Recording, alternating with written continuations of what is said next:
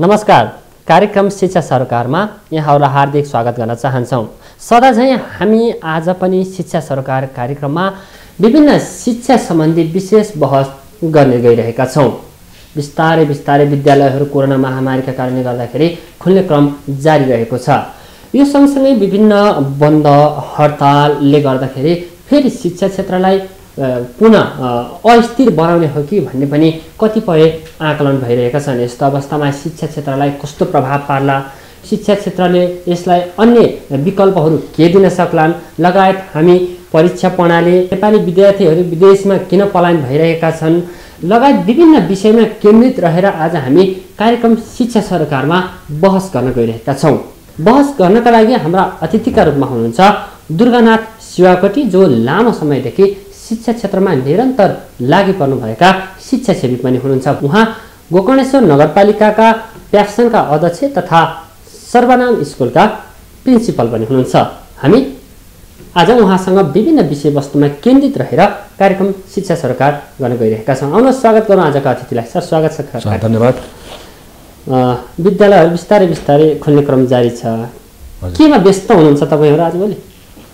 सामान्यतः हामी शिक्षा क्षेत्रका व्यक्तिहरू लामो समयसम्मको यो कोरोनाको कारणले गर्दा बन्द भएका विद्यालयहरू सामान्यतः अहिले सञ्चालनका क्रममा छन्। अब बितेका समयमा हामीले भोगेका क्षतिहरूलाई कसरी अब त्यसलाई न्यून गर्न सकिन्छ र त्यसलाई कसरी क्षतिलाई चाहिँ हामी अहिलेलाई समेट्दै जान सक्छौँ भन्ने हिसाबले अब आफ्नै विद्यालयहरूको व्यवस्थापनमा चाहिँ व्यस्त छौँ अहिले हामी। 3 वर्ष अगाडि जसरी कोरोना महामारी आयो, पहिलो दोस्रो तेस्रो चरणको भेरिएन्ट हामीले झेलिरहेका छौँ। अब यस्तो अवस्थामा विद्यालयहरू यो पार गरिरहँदाखेरि बिस्तारै सञ्चालनमा आउने क्रम पनि दिन प्रतिदिन बढिरहेको छ। कस्तो पार्यो समग्रमा शिक्षा क्षेत्रलाई कोरोनाले? अभियसली शिक्षा क्षेत्र त विशेष नै अप्ठ्यारो पारेकै हो र हुन त यो एउटा हाम्रो राष्ट्रिय रूपमा मात्रै नभएर एउटा ग्लोबल्ली नै यसले असर पारेको छ। लगायत अब यसले अब विभिन्न सामाजिक मनोवैज्ञानिक हर क्षेत्रमा प्रभाव पार्यो। त्यसमा पनि अब जब शिक्षा क्षेत्रको कुरा गरिन्छ, शिक्षामा जोडिने भनेकै विद्यार्थी बालबच्चाहरू जो चाहिँ प्रत्येक परिवारसँग नजिक छन्, जो चाहिँ प्रत्येक परिवारसँग जोडिएका छन्। त्यसले गर्दा जब बच्चा जोडिन्छन् तब परिवार, प्यारेन्ट्स, अब इकोनोमी हर कुराहरू जोडिँदो रहेछ। यसले निकै नै प्रभाव पार्यो। अब क्रमशः हाम्रा अप्ठ्यारा दिनहरूलाई राहत मिल्दै जान्छ कि भन्ने अब चाहिँ हामी आशामा छौँ। अब जसरी विद्यालयहरू खुलिरहेका छन्, खुल्ने क्रम पनि जारिरहेका छन्, अब यो बन्दबन्दीको अवस्थामा विभिन्न विद्यालयहरूले, स्कुल कलेजहरूले चाहिँ अनलाइन माध्यमबाट पठन पाठन सञ्चालन गरे, कतिको प्रभावकारी देख्यो? परिस्थिति अनुसारले हेर्ने हो भने केही हदमा प्रभावकारी नै हो, किनकि त्यसबाट विद्यार्थीले कति सिक्न पाए भन्ने दोस्रो कुरा हो। तर कम्तीमा टिचर्सहरूसँग उनीहरू इन्भल्भ हुन पाएका थिए, कम्युनिकेसनमा रहन पाएका थिए, एक आपसमा टचमा रहन पाएका थिए। त्यसले गर्दा उनीहरूको शैक्षिक विकासभन्दा पनि मनोवैज्ञानिक रूपमा ठुलो असर पर्न नपाओस् भन्ने हिसाबले पनि हामीले विद्यार्थीहरूलाई अब विद्यालयसँग जोडिरहने एउटा वातावरण बनायौँ। थोर बहुत विद्यार्थीहरूले सिके पनि, तर त्योभन्दा पनि बढी मनोवैज्ञानिक रूपमा पर्ने असरलाई चाहिँ अनलाइन कक्षाले निकै राम्रो सपोर्ट गरेको थियो। तर जसरी कोरोना महामारीको अवस्थामा जो पहुँचवाला विद्यार्थीहरूले त अनलाइन माध्यमबाट आफ्नो पठन पाठनलाई धेरै थोर निरन्तरता दिन सके।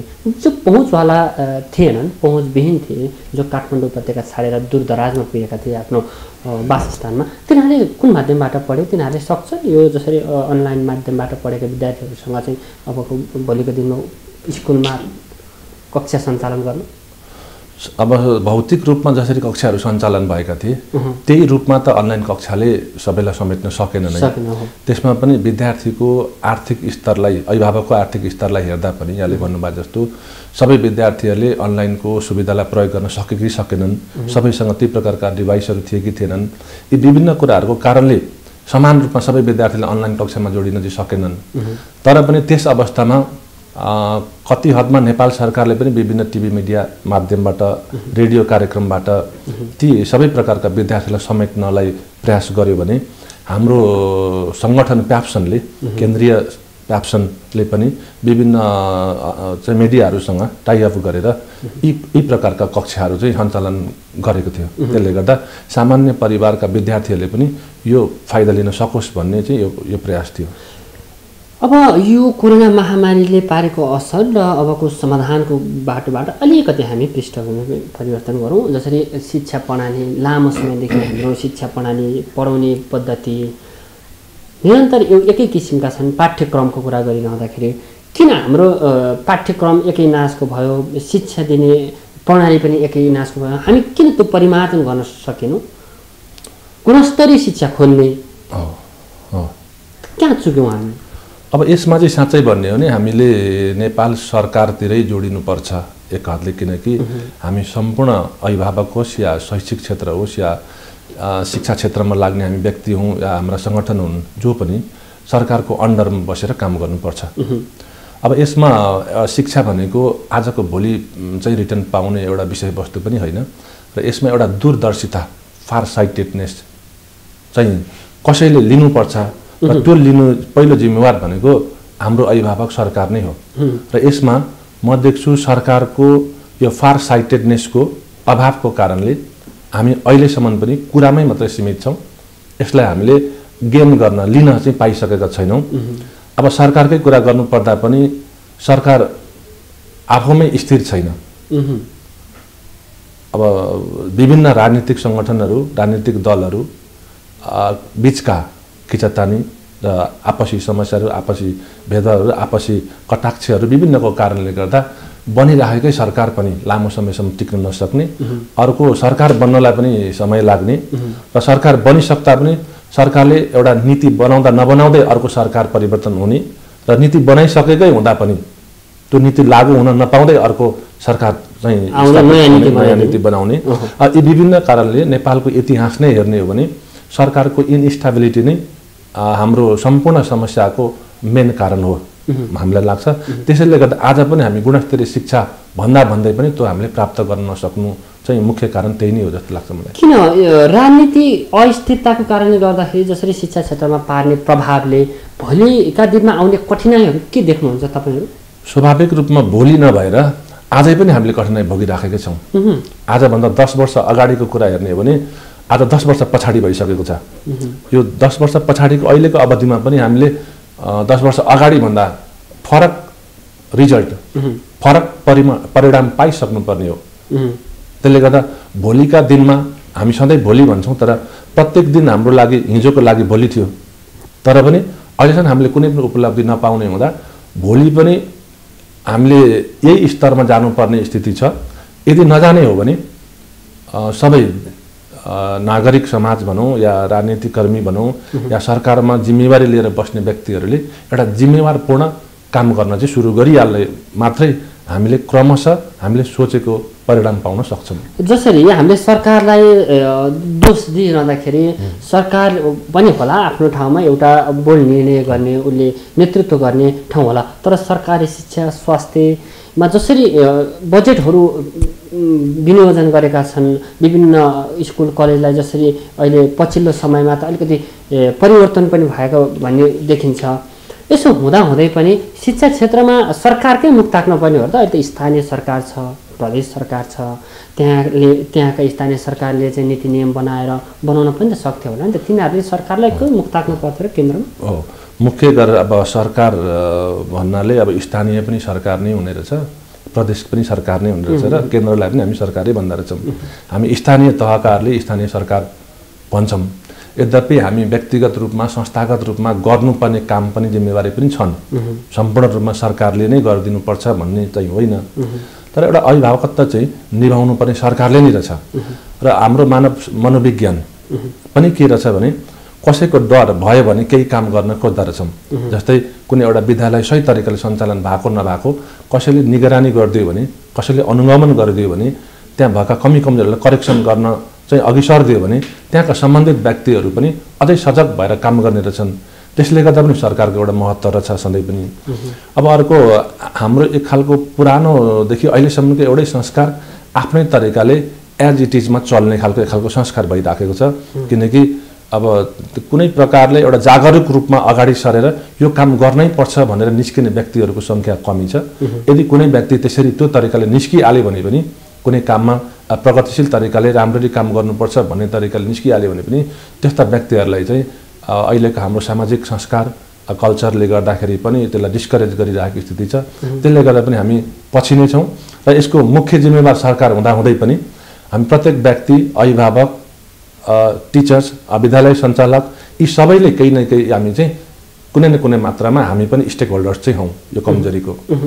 त्यो संयुक्त तपाईँहरू पनि ग्रहण गर्न सक्छौँ भन्ने कुरा गर्छौँ। अब त्यसो भनिरहँदाखेरि अलिकति हामीले शिक्षा प्रणालीको कुरा गर्दाखेरि, पाठ्यक्रमको कुराकानी गरिरहँदाखेरि अब विद्यार्थीहरूलाई व्यवहारिक ज्ञान दिनुपर्ने भनेर हामी भन्छौँ, तर हामी चाहिँ सैद्धान्तिक ज्ञानमै अलिकति रुमलिरहेको जस्तो देखिन्छ। अङ्क बढी आयो भने मेरो छोराछोरी बढी जाने, फर्स्ट डिभिजन, अहिले त ग्रेडिङ प्रणाली आएको छ, A+ भनेको छ, A भनेको छ। अब त्यसमै रुमलिरहँदाखेरि लामो समयदेखि भोलि पनि यो परिवर्तन हुने देखिन्न। यसलाई चाहिँ सुधारात्मक बाटो के हुन सक्छ? अब यसमा व्यवहारिक शिक्षा अनि प्राविधिक शिक्षा यी विभिन्न कुराहरूको चर्चा नभएको होइन र प्रत्येक व्यक्तिसँग हामी कुरा गर्छौँ भने सायदै यहाँको शिक्षा बहसमा पनि कुनै शिक्षा सेवीसँग कुरा गर्नु भने सायद प्रत्येकले उहाँले व्यवहारिक शिक्षा र प्राविधिक शिक्षाको कुरा ल्याउनु नै बोला र सरकारी निकायहरूसँग कुरा गर्दा पनि यी शीर्षकमा कुराहरू हुने गर्छन्। तर पनि हामीसँग भएको फिजिबिलिटी, हामीसँग भएको भौतिक अवस्था, जुन प्राविधिक शिक्षाको लागि चाहिनुपर्ने भौतिक अवस्था कसरी सिर्जना गर्न सकिन्छ, त्यसको तयारी के हो, त्यसमा को कसरी चाहिँ अगाडि सर्नुपर्छ, लागि पर्नुपर्छ भन्ने बारेमा लाग्दै गरेको पनि छ छन त, तर सफिसियन्ट नभएको जस्तो स्थिति छ। र वास्तवमै भन्ने हो भने व्यवहारिक शिक्षा भनेको मान्छेको जीवनमा परिवर्तन ल्याउनुपर्छ शिक्षाले, त्यसले गर्दा व्यवहारिक शिक्षा चाहिन्छ। प्राविधिक शिक्षा अर्को कुरा आइरहेको छ, किनकि शिक्षा लिइसकेपछि त्यसको प्रयोग गर्न सकियोस्। अहिलेको अब 21st 22nd सेन्चुरी भइसकेको स्थिति छ भने अब एउटा ग्लोबल्ली हेर्ने हो भने विभिन्न विकसित मुलुकहरूले कसरी आफ्नो जीवनयापन गरिरहेका छन्, कसरी आफ्नो देशभित्र सुख सुविधाहरू भोग्न सकेका छन्, त्यसलाई कम्पेयर गरेर हेर्ने हो भने नेपाल धेरै पछि नै छ र यसमा हामीले जति गर्न सक्नु पर्थ्यो त्यो गर्न नसकेको स्थिति नै हो। तुलना गरेर हामी अमेरिकासँग अन्य विकसित देशहरूसँग तुलना अहिले नै गर्न नसक्दा पनि, तर पनि एउटा सापेक्षिक विकास, सापेक्षिक इम्प्रुभमेन्ट त देखाउनु पर्थ्यो हामीले, तर त्यो स्थिति आएको छैन। ती आवश्यक कुरा हुन्। अब नआउनुका कारण फेरि पनि हामीले फर्केर जाँदाखेरि हाम्रो व्यवस्थापन, देशकै विभिन्न पक्षमा हुने व्यवस्थापन, हाम्रो राज्य प्रणाली नै होस् या शिक्षा प्रणाली होस् या जुनसुकै व्यवस्थापनमा पनि हामी अलिक चुकेकै पाउँछौँ। म त्यही चुकाइको कारणले गर्दा हामी कुनै पनि क्षेत्रमा जति अचिभमेन्ट पाउनुपर्ने हो त्यो अचिभमेन्ट पाइरहेको स्थिति छैन। यो भनिरहँदाखेरि जसरी तपाईँले यो कुरा उठाइरहँदाखेरि नेपालका अधिकांश विद्यार्थीहरू जो 11-12 पढिसकेपछि, +2 गरिसकेपछि विशेष गरी विदेशमा अध्ययन गर्न जाने चाहना हुन्छ, विद्यार्थीमा मात्र होइन, अभिभावकमा पनि। कारण यही हो सम्भवतः, मेजर मुख्य कारण यही हो, किनकि अब स्वदेशमा विभिन्न प्रकारका अवसरहरू नजुटेपछि मान्छे चाहिँ बाध्यात्मक रूपमा आफ्नो सर्भाइभलको लागि हर तरिकाहरू चाहिँ खोज्छ। अब प्रत्येक व्यक्ति आफूलाई सुख भोगौँ भन्ने चाहन्छ, सुख भोग्नलाई आर्थिक स्थिति पनि सबल हुनु पर्दो रहेछ। आर्थिक स्थितिको कुरा गर्ने हो भने अब नेपालमा कुनै पनि स्वरोजगारी बन्नको लागि पनि अलिकति वातावरण, आर्थिक वातावरण नै, हामी नेपाली परिवारहरू धेरै जसो सामान्य परिवारकै व्यक्ति भएकोले गर्दा पारिवारिक रूपमा आर्थिक सक्षमता पनि कमी भएको र सरकारले पनि यसलाई समेट्नलाई, यहाँको मेन पावरलाई, यहाँको जनशक्तिलाई कसरी लगानी गरिदिएर समेट्नुपर्छ भन्ने खालको बुद्धिमत्तापूर्ण निर्णय गर्न नसकेको र व्यक्तिगत स्वभावका रूपले व्यक्तिहरू आफूले आय आर्जन गरेर आफूलाई आफ्नो परिवार धान्नको लागि चाहिँ अलिकति विदेशतिर आकर्षित भएकै हुन्। विदेशतिर पुगिसकेपछि कुनै न कुनै माध्यमबाट आफ्नो आर्थिक स्रोत बलियो हुन्छ भन्ने नै विश्वास छ र मेरो देशमा बसिराखेँ भने मेरो आर्थिक स्तर कहिले पनि मजबुत हुँदैन, म सुरक्षित छैन, किनकि म आफैसँग सम्पत्ति छैन या मेरो सरकारले मलाई सुरक्षा दिन सक्दैन भन्ने खालको अनुभूति गरेको कारणले पनि चाहिँ विदेशीका हुनुपर्छ धेरै जसो मेन पावरहरू। ठिक छ, जसरी नेपालका क्रिम विद्यार्थी हुन्छन्, जनशक्ति हुन्छन्, जो देशका भोलिका कर्णधार हुन्छन्, ती विदेश जान्छन्, अध्ययन गर्छन्।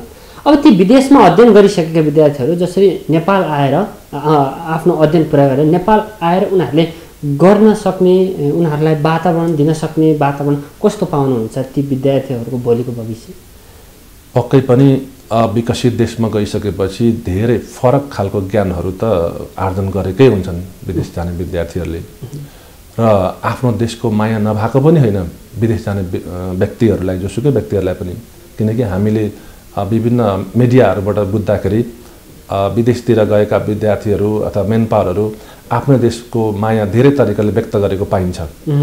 तर पनि एउटा भावनात्मक कुरा मात्रै हुन्छ त्यो। अब वास्तविकता नेपालभित्र आइसकेपछि, आफ्नो देशभित्र आइसकेपछि आफूले जानेका ज्ञान सिपहरूलाई मैले कसरी प्रयोग गर्न पाउँछु भनेर आफूभित्रै चाहिँ एउटा प्रश्न गर्दा त्यो प्रश्नको उत्तर पाउँदैन प्रायः जसो विदेशमा रहेका विद्यार्थीहरूले। त्यसले गर्दा मन पर्दा पर्दै पनि बाध्य रूपमा पनि विदेशमै रहनुपर्ने स्थिति भएको छ। भलै आफ्नै सानोतिनो लगानीले स्वदेशमा आएर केही नयाँ व्यवसायहरू गर्दै गरेको पनि हामीले केही उदाहरणहरू देख्न थालेका छौँ पछिल्लो समयमा। तर मेजोरिटी अफ स्टुडेन्ट्स भनौँ, मेजोरिटी अफ मेन पावर चाहिँ विदेश गइसकेपछि विदेशमै पलायन भएको पाइन्छ। त्यसको भोलिको दिनमा पार्ने प्रभाव, जसरी विद्यार्थीहरू दिन प्रतिदिन विदेशमा गएका छन्, तपाईँले भने जस्तै तत्काल नेपाल आउन नमान्ने, उतै इन्कम गर्ने, उतै सेटल हुन खोज्ने, ती देशका युवा विद्यार्थीहरू जो भोलिका देश बनाउने जिम्मेदार विद्यार्थीहरू ती विदेशमा पलायन भइरहँदाखेरि यसको नकारात्मक असर चाहिँ देशलाई कस्तो पर्छ? यसले त व्यक्तिदेखि लिएर, परिवारदेखि लिएर, समाजदेखि लिएर राष्ट्रलाई नै ठुलो घाटा गरिरहेको छ। किनकि एउटा छोराछोरी जसको एउटा परिवारमा छ, ऊ हुर्किसकेको छ, अब 12 कक्षा पढ्यो, ब्याचलर गर्यो, अब मेरो छोराछोरी ठुलो भयो, अब म आफू प्यारेन्ट्स पनि अलिकति चाहिँ बुढो हुँदै गए भन्ने अवस्थामा जब छोराछोरीको सहयोग चाहिनुपर्ने अवस्थामा छोराछोरी विदेशिनु भनेको त्यो परिवारलाई पनि ठुलो असर हो होइन। एउटा प्यारेन्ट्सले पनि एउटा एक्सपेक्टेसन राखेको हुन्छ, सानो हुँदैसम्म प्यारेन्ट्सले धेरै मेहनत गरेको हुन्छ, काम गरेको हुन्छ, छोराछोरी हुर्काउने बढाउने लगानी गरेको हुन्छ र ठुलो भएपछि मैले पनि केही सपोर्ट पाउँछु भन्ने आश गरिरहेको प्यारेन्ट्सलाई पनि आफ्नो छोराछोरी स्वदेश नफर्किँदाखेरि त्यसले त्यो एउटा पारिवारिक रूपमा, एउटा मानसिक रूपमा, मनोवैज्ञानिक रूपमा पनि त्यहाँ एउटा ठुलो असर गरेको हुन्छ। अब सामाजिक रूपमा पनि विभिन्न समस्याहरू आइराखेका छन्। किनकि बाध्यताले विदेशिएका आफ्टर म्यारिज पनि, जस्तै श्रीमान विदेशिने, श्रीमती विदेशिने कारणले गर्दा घर परिवार, छोराछोरी, श्रीमती वा श्रीमान जो एक्लै छ देशमा, ती व्यक्तिहरूमा पनि यसको प्रभाव ठुलो छ। त्यसले गर्दा एक खालको सामाजिक अपराधसम्म बढ्ने चाहिँ त्यसको प्रभाव रहन्छ। अब देशलाई त स्वाभाविक रूपमा ठुलो घाटै छ। किनकि कहिले पनि यहाँ उचित र सक्षम मेन पावर कहिले पनि आफ्नो देशमा नरहने भयो, जहिले पनि विदेशमै रहने भयो। त्यसले गर्दा देशको विकास एकदमै ढिलो हुने हुन्छ यो तरिकाले र सम्भवतः नहुन नै सक्छ यदि यही तरिकाले चाहिँ सक्षम जनशक्ति चाहिँ विदेशी नै मात्रै रह्यो भने देशमा कहिले पनि सक्षम व्यक्तिहरू नरहने हुँदा देशको विकास हुने सम्भावना कमी रहन्छ। यो राजनीतिक अस्थिरताको कारण मुख्य त आफ्नो ठाउँमा होला। जसरी नेपाली विद्यार्थीहरू विदेशमा अध्ययन गरिरहँदा जाँदाखेरि विदेशमा जसरी विश्वविद्यालयहरूले नयाँ शैक्षिक कार्यक्रमहरू, नयाँ चाहिँ शिक्षा क्षेत्रमा आएका परिवर्तनहरू, जसरी त्यहाँ प्रोग्रामहरू चलाइन्छ, त्यो नेपालका विद्यालयहरूले, निजी विद्यालयहरूले, सरकारी विद्यालयहरूले त्यो कार्यक्रमहरू ल्याएर ती विदेशी विद्यार्थीहरूलाई यहीँ सेटल गर्न सक्दैन? त्यो सक्छन्। कतिपय युनिभर्सिटिजहरू खुलेका छन् नेपालमै पनि होइन। विभिन्न 10-11वटा युनिभर्सिटिजहरू भइसकेको स्थिति छ भने कति निजी विद्यालयहरू राम्रै इन्फ्रास्ट्रक्चरमा चलिसकेका छन्। तर पनि कहिले के छ भने अब पनि हामीले राजनीति नै जोड्नु पर्दा कहिले कसैको सरकार, कहिले कसैको सरकार र विभिन्न पार्टीका आफ्नै चाहिँ नीति बन्ने। त्यसले गर्दा लगानीकर्ता कहिले पनि आफू ढुक्क भएर लगानी गर्न नसकेको स्थिति। किनकि यसमा राम्रै लगानी गरेर, राम्रै इन्भेस्टमेन्ट गरेर विदेशमा भएका विभिन्न कार्यक्रमहरूलाई स्वदेशमा चलाउन नसक्ने स्थिति होइन। तर सरकारको प्लान पोलिसीले गर्दा भोलि उसको लगानी रहने हो कि होइन भन्ने त्यो डरले गर्दा पनि नेपालमा चाहिँ विदेशमा भइसकेका विभिन्न कार्यक्रम आउन नसकेको एउटा मुख्य कारण त्यो पनि हो। अब सरकारले यसमा ध्यान दिनु कतिको आवश्यक ठान्नुहुन्छ? त्यो त स्वाभाविक ध्यान दिनै पर्छ। किनकि यो देशमा उपज भएका जुनसुकै सङ्घ सङ्गठनहरू हुन्, व्यावसायिक सङ्घ सङ्गठनहरू हुन् या व्यवसायहरू हुन् भनौँ न, सङ्घ सङ्गठन भन्दा पनि व्यवसाय महत्त्वपूर्ण हो। यी व्यवसाय भनेको सरकारकै निगरानीमा रहने व्यवसायहरू हुन्, हामी व्यवसायहरू हौँ र हाम्रो उचित सुरक्षा चाहिँ सरकारले दिन सक्यो भने हामी पनि अब उत्साही हुन्छौँ र हाम्रो तरिकाले थप लगानी गर्न सकिने के गर्न सकिन्छ यो भोलिसम्म मलाई अप्ठ्यारो पर्दैन अथवा हामीलाई अप्ठ्यारो पर्दैन भन्ने खालको विश्वास भयो भनेदेखि त्यसरी हामी अगाडि सर्दै जान सक्छौँ। त्यसले गर्दा यो वातावरण बनाउन चाहिँ अब पनि मैले सधैँ सबै जिम्मेवारी सरकारलाई नै त परेको त होइन, तर कम्तीमा वातावरण बनाइदिने चाहिँ एउटा अभिभावकले बनाइदिनुपर्छ र बाँकी हामी नागरिकले गर्ने काम त आफ्नो तरिकाले गर्न सक्छौँ र त्यो वातावरण बनोस्। सरकारको यो महत्त्वपूर्ण भूमिका रहनुपर्छ भन्ने मेरो व्यक्तिगत कुरा। अब अलिकति प्याप्सनको भूमिकामा जाउँ। जस्तै तपाईँ प्याप्सनको नेतृत्व गरिरहनु भएको छ एउटा स्थानीय तहको, होइन, कस्तो पाउनुहुन्छ यो समग्र निजी विद्यालयहरूको अवस्था? अब एउटा परिस्थितिले सिर्जना गरेको अवस्था जस्तै कोरोना विभिन्न कारणले सिर्जना गरेको अवस्था एक प्रकारको छ, अब सरकारले सिर्जना गरेको अवस्था अर्कै प्रकारको छ भने हामी स्वयं विद्यालयहरूले पनि आफ्नो व्यवस्थापनलाई के कसरी अगाडि सार्ने सकेको नसकेको अवस्था अर्कै छ। अब अहिले अब कोरोना त भनौँ केही समयको लागि आउँछ जान्छ, यसलाई हामीले क्षणिक समस्याको रूपमा लिन्छौँ, तर दीर्घकालीन समस्या भनेको चाहिँ हाम्रो आफ्नै परिवेश हो, सरकारकै दृष्टिकोणलाई हामीले फरक पार्न सक्नु हो। त्यसले गर्दा अहिलेको स्थिति भन्ने हो भने अझै पनि सरकारले निजी विद्यालयहरूलाई खुसीले स्वीकारेको यी हाम्रै नागरिकले सुरु गरेको काम हो, हाम्रै नागरिकको लागि गरेको काम हो। त्यसले गर्दा यिनीहरूलाई हामीले प्रोत्साहन दिनुपर्छ भनेर खुलेर चाहिँ प्रशंसा गरेको पाइँदैन सरकारले।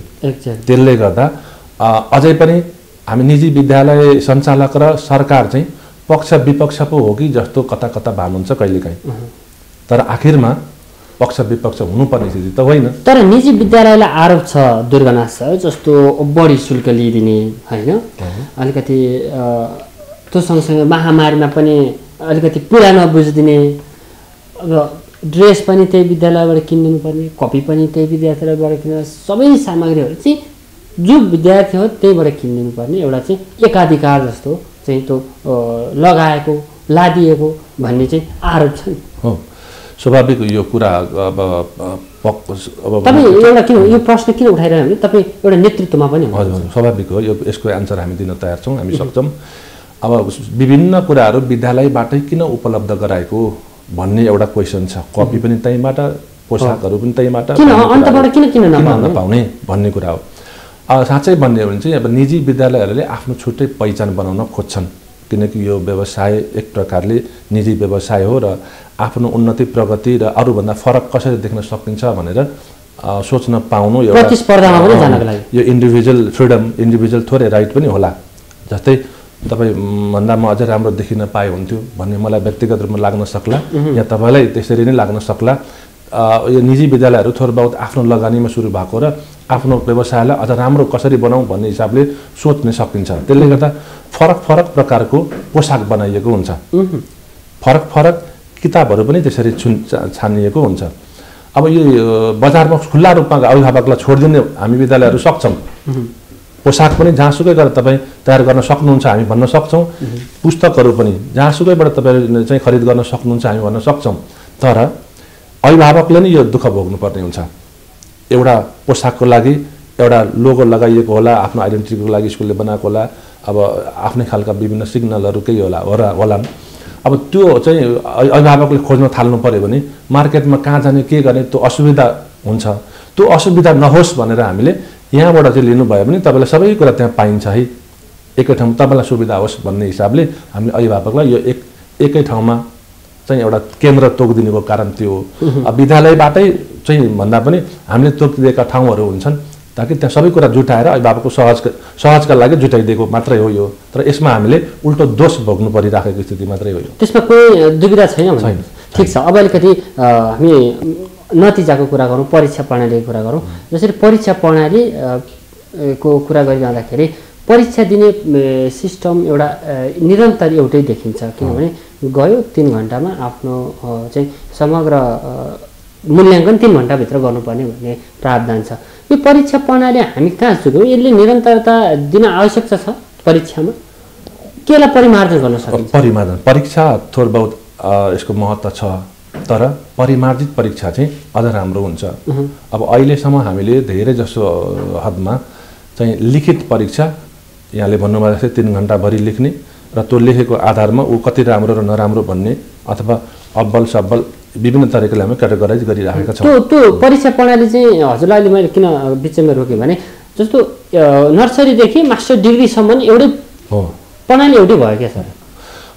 स्वाभाविक त्यो भएको छ र अहिले पछिल्लो समयमा केही परिमार्जित पनि हुँदै चाहिँ गएको स्थिति छ।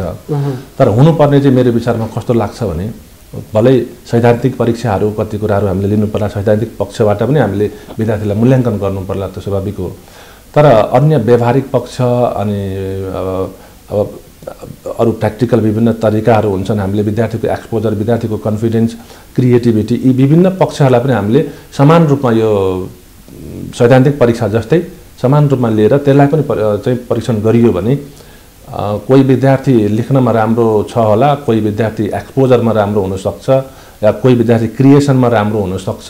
त्यसले गर्दा सबैका पक्षहरूलाई हामीले सँगसँगै समेटेर लान सक्दा अझ राम्रो हुन्छ। र त्यो क्रम चाहिँ अहिले क्रमशः हामी निजी विद्यालयहरूले पनि सुरु गरेका छौँ, विभिन्न तरिकाले परीक्षा लिएका छौँ। हाम्रो क्यास सिस्टम पनि भनिन्छ अहिले, अब कन्टिन्यू एसेसमेन्ट सिस्टमहरू पनि हामीले सुरु गरेका छौँ। यसको मतलब चाहिँ एभ्रिडे मूल्याङ्कन गर्ने पद्धति हो यो। त्यसले गर्दा अहिले पछिल्ला समयमा हामी अलिकति यस क्षेत्रमा सुधारिएको पाइएको छ। तर अधिकांश परीक्षा प्रणाली जसरी हेरिन्छ हामीले, यसले गर्दाखेरि शिक्षा क्षेत्रमा त्यति सुधारात्मक अवस्था नआएको देखिन्छ। किनभने यसको ज्वलन्त उदाहरण जसरी कक्षा 11-12लाई मावि तह बनाए सरकारले, वर्षौँपछि एससीमा लाखौँ विद्यार्थीहरू त्यहाँबाट पास भएर ब्याचलरमा जान्छन्, ब्याचलरबाट मास्टरमा जान्छन्। विद्यार्थीहरू त्यो आफ्नो अध्ययन पुरा गरिसकेपछि शिक्षित बेरोजगार बस्नु कारण पनि यो हो कि भन्ने पनि स्वाभाविक हो। त्यही भएर हामीले अघि नै पनि कुरा गऱ्यौँ, एउटा टेक्निकल एजुकेसन र व्यवहारिक एजुकेसन शिक्षा, अहिले सिटिभिटीले चाहिँ तयार पारेका विभिन्न प्रकारका शिक्षाहरू जसलाई हामीले जुन रूपमा प्रयोग गर्न सक्नु पर्थ्यो त्यो सिटिभिटीका शिक्षाहरूलाई प्रयोग गर्न नसकिरहेको स्थिति हो। तर त्यसलाई त्यसको नगर्नुको कारण चाहिँ अब यसमा हुने लगानीका कुराहरू छन्। सिटिभिटीका प्रोग्रामहरू भनेको व्यवहारिक र प्राविधिक तरिकाका कार्यक्रमहरू भएकोले गर्दा यसमा अलिक बढी लगानी गर्नुपर्ने स्थिति छ र सबै अभिभावकहरू यसमा लगानी गर्नलाई सक्षम नभएको, ती प्रकारका शिक्षाहरू अलिकति महँगा भएका, यी विभिन्न कारणले गर्दा हामीले यो तर्फतिर जान नसकेका हौँ। र यसलाई सहजीकरण चाहिँ गरिदिनलाई अझै पनि हामीले सरकारसँगै केही आशा गर्न सक्छौँ। हामी परीक्षा प्रणाली र अङ्कमा निर्भर हुँदा आज मास्टर डिग्री गरेको विद्यार्थीले व्यवहारिक शिक्षा उसलाई सोध्यो भने चिया पकाउन आउँदैन। अब यो शिक्षाले कहाँ पुर्याउला भन्ने प्रश्न उब्जिएको छ क्या? हो, स्वाभाविक हो। अब यो तपाईँ हामी सबैजना कुरा मात्रैमा सीमित भइराखेका छौँ। म पनि त्यही कुरा गरिराखेको छु, यहाँले पनि त्यही कुरा उठाइराख्नु भएको छ। सुरुवाती त आफ्नोबाट आफैबाट भन्नाले निजी विद्यालय लगाए, सरकारी विद्यालयबाट मैले होइन भने सरकारकै मुख ताक्नु पर्थ्यो भने पर्दैन। अब कतिपय विद्यालयहरूले पनि गरेका छन्, यो आफ्नो तरिकाबाट आफ्नो पहुँचले भ्याउने गरेका केही कामहरू गर्न थालेका छन्। अब मैले उदाहरणको रूपमा मेरो आफ्नै विद्यालयको कुराहरू म केही समय पछाडि पनि म भन्न सक्छु। ती थोरबहुत हामीले गर्ने प्रयासहरू छन्, तर यिनै थोरबहुत प्रयासहरूले चाहिँ सफिसियन्ट हुन्छ कि हुँदैन हामीले चाहेको उपलब्धि पाउनको लागि, हामीले चाहेको आश गरेको चाहिँ शिक्षा पाउनको लागि व्यक्ति एउटा स्कुलले मात्रै गरेर पुरा हुन्छ हुँदैन भन्ने चाहिँ दोस्रो क्वेसन हो। त्यसले गर्दा अलिकति बृहत्तर रूपमा जानको लागि र अल्टिमेटली राम्रो रिजल्ट सकेसम्म चाँडोभन्दा चाँडो पाउनको लागि चाहिँ अलिकति सरकारकै अभिभावकत्व भइदियो भने सोचेको रिजल्ट हामीले समयमै पाउन सक्छौँ भन्ने मात्र हो। यो कुरा गरिरहँदाखेरि जसरी ग्रेडिङ प्रणाली ल्याए सरकारले, जसरी ग्रेडिङ प्रणाली आइसकेपछि यो समयमा शिक्षा क्षेत्रमा नेपालको शिक्षा क्षेत्र यस्तो अवस्थामा ग्रेडिङ प्रणाली कतिको उपयुक्त देख्नुभयो? आवश्यकता थियो? ग्रेडिङ प्रणाली चाहिँ अहिलेको एउटा ग्लोबल एक खालको मान्यता हो। यो नेपालमा यो धेरै समयसम्म थिएन, तर विदेशतिर चाहिँ धेरै पहिल्यैदेखि थियो यो ग्रेडिङ सिस्टम। ग्रेडिङ सिस्टम ल्याउनुको कारण मैले बुझेसम्म कुनै विद्यार्थीले 40मा पास हुनेमा 40 ल्यायो भने मात्र पास हुने होइन, त्यो चाहिँ अङ्क मात्र हो। उसले अरू विभिन्न कुराहरू जानेको छ, त्यसले गर्दा उसलाई फेल भन्न मिल्दैन। 40 नल्याएकैमा उसलाई हामीले फेल भनेर तुलना गर्न मिल्दैन। त्यसले गर्दा ऊ कुनै न कुनै लेभलबाट ऊ पास नै छ, कुनै न कुनै ज्ञानबाट ऊ पास नै छ। त्यसले गर्दा फेल भन्नु भनेको ऊ प्रति चाहिँ एक खालको मानसिक तनाव दिनु हो र उसलाई अन्याय गर्नु, एउटा व्यक्तिलाई अन्याय गर्नु हो भन्ने हिसाबले पनि सरकारले एउटा शिक्षा क्षेत्रमा अलिक फरकपन एउटा ग्लोबल स्ट्यान्डर्डमा लैजान खोजेको यो रिजल्ट पद्धतिलाई। अर्को कुरा अब यसले मार्किङ सिस्टमबाट, मार्क्स ल्याउने सिस्टमबाट एक खालको सामाजिक समस्या पनि आएको थियो केही हदमा, किनकि केही विद्यार्थीहरू एससीमा फेल हुँदाखेरि विभिन्न खालका अपराधहरू चाहिँ सिर्जना भएका थिए होइन, सुसाइड हुने विभिन्न खालका यस्ता समस्याहरू पनि आउँदाखेरि यो चाहिँ वैज्ञानिक तरिका भएन। एउटा सरकारले जसरी अभिभावकत्व लिनु पर्थ्यो चाहिँ 2 नम्बर 5 नम्बरको कारणले कोही विद्यार्थी असफल भन्नु हुँदैन थियो, त्यो खालको एउटा चाहिँ बौद्धिकता प्रयोग गर्नु पर्थ्यो भन्ने पछिल्लो समय सरकारले महसुस गरेर चाहिँ ल्याएको यो सिस्टम पनि हो। त्यसले गर्दा यसलाई त्यति धेरै नराम्रै चाहिँ भन्न म व्यक्तिगत रूपमा भन्दिनँ ग्रेडिङ सिस्टमलाई। तर यसबाट अहिले विद्यार्थीलाई र हामी समाजलाई अब इनिसियल्ली होला, यो सायदै अहिले सुरुवाती फेजमा होला, यसले केही प्रभाव चाहिँ पारेको छ, किनकि विद्यार्थीहरू सबै एउटा प्याटर्नमा हिँडिरहेको, एउटा समाज देश एउटा प्याटर्नमा हिँडिरहेको अवस्थामा अब अहिले सजिलो प्याटर्न भयो भन्ने हिसाबले विद्यार्थीले जति मेहनत गर्थे, हामी जति चिन्तित थियौँ एउटा एससीको कारणले अथवा अन्य क्षेत्रमा पनि अन्य कक्षामा पनि फेल हुन्छ पास हुन्छ भन्ने जुन खालको डर थियो र त्यस अनुसारले मेहनत गर्थ्यो मान्छेले, अहिले त्यो प्रकारको मेहनत चाहिँ अलिक घटेको छ। तर क्रमशः यसले राम्रै रिजल्ट निकाल्दै जाला। त्यति नकारात्मक तत्काल देखिन्छ, त्यति नकारात्मक देख्दिनँ म चाहिँ। ठिक छ दुर्गानाथ सर, अब हामी कार्यक्रमको अन्तिम चरणमा आइपुगेका छौँ। अब जाँदै तपाईँ एक किसिमको नगरपालिकाको स्थानीय तहको एउटा जिम्मेवार पदमा पनि हुनुहुन्छ। अब सरनाम कलेज जो एउटा अलिकति चिर परिचित कलेज भनेर पनि चिनिन्छ, के छ अन्य कलेजभन्दा त्यहाँको शैक्षिक कार्यक्रम, शैक्षिक गतिविधि, अभिभावकको विद्यार्थीहरूको उपस्थिति कस्तो पाउनुहुन्छ तपाईँ त्यहाँबाट ब्रिफिङ गर्नु? अब यहाँले अघि नै भन्नुभएको थियो हामीले सरकारलाई मात्रै मुख ताकेर आफूले गर्ने जिम्मेवारी चाहिँ पनि बिर्सिनु हुँदैन थियो नि त, प्रत्येक संस्थाहरूले भन्ने कुरा यहाँले ल्याउनु भएको जस्तै थोरबहुत प्रत्येक विद्यालयले आफूलाई फरक पार्न खोजेकै हुन्छ। त्यसै अन्तर्गत हामी सर्वनाम शिक्षालय हामी चाहिँ प्ले ग्रुपदेखि कक्षा 12 सम्म सञ्चालन छ हाम्रो यो विद्यालय। अब यसमा हामीले उमेर समूहलाई हेर्दै प्ले ग्रुपदेखि कक्षा 12 सम्मका विद्यार्थीहरूलाई यो सैद्धान्तिक शिक्षा लगायत व्यवहारिक शिक्षातिर कसरी जोड्न सकिन्छ भन्ने हिसाबले केही कार्यक्रमहरू ल्याएका छौँ। त्यो कार्यक्रममा मूलतः एउटा हामीले छुट्टै कोर्सको डिजाइन पनि गरेका छौँ, जसमा पढाइ किताबी कुराभन्दा बाहिरी व्यवहारिक कुराहरू जस्तै समाजमा गएर फेस गर्नुपर्ने एउटा पक्ष छ, अर्को केही सिर्जना गर्नुपर्ने, बनाउनु पर्ने, क्रिएसन गर्नुपर्ने अर्को पक्ष छ, त्यस्ता खालका कामहरू छन्। त्यस्तै हामीले बाहिरबाट टेक्निसियन विभिन्न टेक्निसियनहरूलाई क्लासमा प्रेजेन्ट गर्न लगाउने, जस्तै घडी कसरी बनाइन्छ, घडी भित्रका पार्ट पुर्जा के हुन्, टिभीका कुराहरू के हुन्, यस्तै टेक्निकल कुरा विभिन्न जो समाजका विभिन्न क्षेत्रका व्यक्तिहरूलाई बोलाएर क्लासमा हामीले यसलाई पनि एउटा सब्जेक्टकै रूपमा राखेका छौँ। हामीले आफ्नै खालको कोर्स डिजाइन गरेका छौँ। त्यस्तै गरेर समाजका राजनीतिक व्यक्तिहरू, सामाजिक व्यक्तिहरू, साहित्यिक व्यक्तिहरू, यी सबै व्यक्तिहरूको अनुभवलाई सुनाएर त्यो अनुभवबाट के सिके के बुझे भन्ने तरिकाले पनि हामीले मूल्याङ्कन गरेका छौँ। यो एउटा पार्ट हो भने अर्को एउटा यहाँले अघि भन्नुभएको थियो एउटा ब्याचलर मास्टर्स गरिसकेको व्यक्तिले चिया पकाउन पनि सक्दैन, त्यो व्यवहारिक शिक्षा भयो त भन्ने खालको त्यस कुरालाई एड्रेस गर्नको लागि हामीले एउटा कुलिनरी आर्ट भनेको पकाउने कलाहरू, यो कुलिनरी आर्ट हामीले एउटा व्यवस्थित खालको ल्याब बनाएको छौँ, कुलिनरी ल्याब।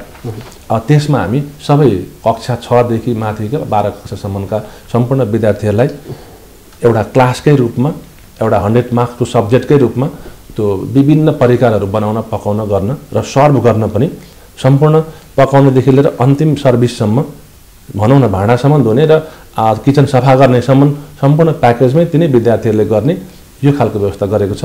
त्यसले धेरै विद्यार्थीहरू आत्मनिर्भर होस् भन्ने हो र प्लस यसको रिजल्ट हामीले पाइसकेका छौँ। यसको चाहिँ एउटा फिडब्याक हामीले पाइसकेका छौँ। विगत कोरोनाका समयमा विद्यार्थीहरू सबै घरमै बसेको स्थिति थियो।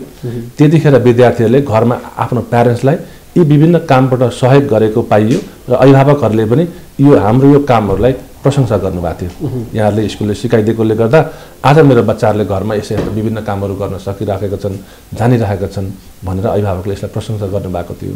त्यस्तै गरेर अब हामीले फिल्डमा लैजान्छौँ विद्यार्थीलाई, जस्तै फोटोग्राफीको रूपमा लैजान्छौँ। अब हामीसँग आइटीका प्रोग्रामहरू छन्, आइटीमा विद्यार्थीलाई इन्भल्भ गराएका छौँ। विद्यार्थीको आफ्नो उमेर समूह अनुसार विभिन्न क्षेत्रमा हामीले किताबभन्दा बाहिर जोड्दै लगेको स्थिति छ अहिले।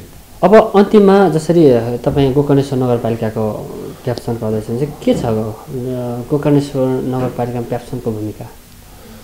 मलाई सोध्दिए हुन्थ्यो जस्तो लागेको थियो, सोधिदिनु भयो। किनकि अहिले म एउटा विद्यालयको मात्रै प्रतिनिधि नभएर एउटा गोकर्णेश्वर नगरपालिकाकै समग्र विद्यालयको प्रतिनिधि पनि छु। त्यसले गर्दा मैले आफ्नो विद्यालयको मात्रै कसरी प्रगति हुन्छ भनेर सोच्ने भन्दा पनि हाम्रो सम्पूर्ण विद्यालयहरू गोकर्णेश्वर नगरपालिकाको मात्र नभएर सम्पूर्ण निजी क्षेत्रका विद्यालय हुन् या शिक्षा क्षेत्र नै होस्, यसलाई हामीले कसरी प्रभाव पार्न सक्छौँ, कसरी योभन्दा राम्रो गर्न सक्छौँ भन्ने बारेमा सोच्ने एउटा जिम्मेवारी ठाउँमा म पनि छु। त्यसले गर्दा पनि सामान्यतया हामीले गोकर्णेश्वर नगरपालिकाबाटै केही कामहरू सुरु गरेका छौँ। त्यो भनेको अहिले व्यावहारिक शिक्षा यहाँले हामीले उठाइराखेको कुराहरूमा हालसालै हामीले पनि विद्यार्थीहरूलाई केही विद्यार्थी लगायत समाजलाई केही कन्ट्रिब्युट होस् भन्ने हिसाबले हामीले पनि एउटा मिडिया प्रोग्राम सुरु गरेका छौँ, रेडियो काठमाडौँ 92.1। यसमा हाम्रा विद्यार्थी त्यस क्षेत्रका सम्पूर्ण विद्यार्थीहरूले यस कार्यक्रममा चाहिँ प्रत्येक शनिबार कार्यक्रम गर्छन्। यसको उद्देश्य चाहिँ के हो भने हाम्रा विद्यार्थी पनि व्यावहारिक बन्ने भए, ती विद्यार्थीले आफ्ना आफ्ना स्कुलमा विभिन्न कार्यक्रम बनाउने भए, स्कुल क्षेत्र पनि राम्रो हुने, आफ्नो आफ्नो विद्यालय पनि सक्रिय हुने भयो, लगायत त्यस समाजका विभिन्न व्यक्तिहरू सामाजिक, आर्थिक, राजनीतिक यी विभिन्न क्षेत्रमा लागेका व्यक्तिहरूलाई पनि हामीले झकझक्याउने र सक्रिय गराउने काम गर्न सकेकोले गर्दा यो एउटा हाम्रो लागि प्लस पोइन्ट भएको छ। ठिक छ। अब अन्तिममा अलिकति जोडिहाल्यो, अबको योजना के छ तपाईँको? अब तुरुन्तै अब हामीले अब लकडाउन पछाडि, कोरोना पछाडि एउटा मासमा हाम्रो कार्यक्रम हुन पाएको छैन। अब हामी त्यो स्थितिमा आइसकेका छौँ। मासको कार्यक्रममा आइसकेपछि हामीले 2-4वटा कार्यक्रम बनाउनेछौँ। त्यसलाई अब विद्यालयमा अहिलेसम्म परेका असरहरूलाई हामीले कसरी समेटेर जान सक्छौँ, एउटा सामूहिक रूपमा एक खालको निर्णय गरेर अनि हामी कार्यक्रम बनाएर अगाडि सर्ने मात्रै छौँ। अहिले तुरुन्तै हामीले मैले व्यक्तिगत रूपमा भन्दा पनि हाम्रो समिति लगायत हाम्रो सम्पूर्ण सदस्य विद्यालयहरूसँगै बसेर नगरपालिकासम्मलाई हामीले समेट्दै, नगरपालिका शिक्षा शाखालाई समेट्दै हामी नयाँ कार्यक्रम बनाएर अगाडि सर्नेमा तयारीमा छौँ। बटुलाजी, हस्, महत्त्वपूर्ण समय र संवादको लागि यहाँलाई धेरै धेरै धन्यवाद। यहाँलाई पनि धेरै धेरै धन्यवाद। दर्शकवृन्द, कार्यक्रम शिक्षा सरकार आजलाई यति नै। आगामी साता नयाँ विषय र नयाँ अतिथिका साथ हामी उपस्थित हुने नै छौँ। हामीलाई बिदा दिनुहोस्। हस्त, नमस्ते।